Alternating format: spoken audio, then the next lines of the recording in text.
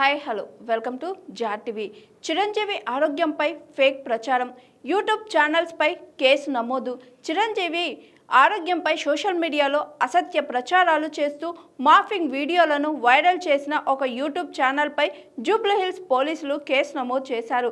ప్రముఖ నటుడి ప్రతిష్టకు భంగం కలిగించేలా వ్యవహరించిన వారిపై చట్టపరమైన చర్యలు ప్రారంభించారు. పోలీసుల వివరాల ప్రకారం కమలాపురి కాలనీకి చెందిన ప్రముఖ న్యాయవాది రామకృష్ణ మిర్యాల ఈ అంశంపై జూబ్లీహిల్స్ పోలీస్ స్టేషన్లో ఫిర్యాదు చేశారు. తన ఫిర్యాదులో ఒక యూట్యూబ్ ఛానల్ చిరంజీవి ఆరోగ్యానికి సంబంధించిన పూర్తిగా అవాస్తవమైన అభ్యంతరకరమైన కంటెంట్ను రూపొందించి ప్రచారం చేసిందని పేర్కొన్నారు.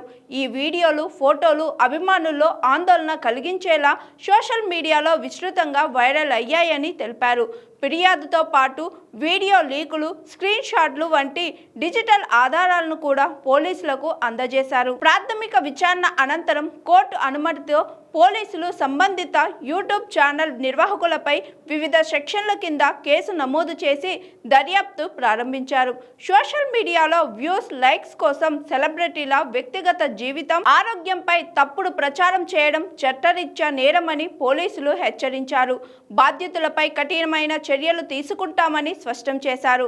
ఇక సినిమాల విషయానికి వస్తే ఈ ఏడాది భారీ విజయాన్ని అందుకున్న చిరంజీవి ప్రస్తుతం దర్శకుడు బాబీ తెరకెక్కిస్తున్న కొత్త చిత్రంలో నటిస్తున్నారు.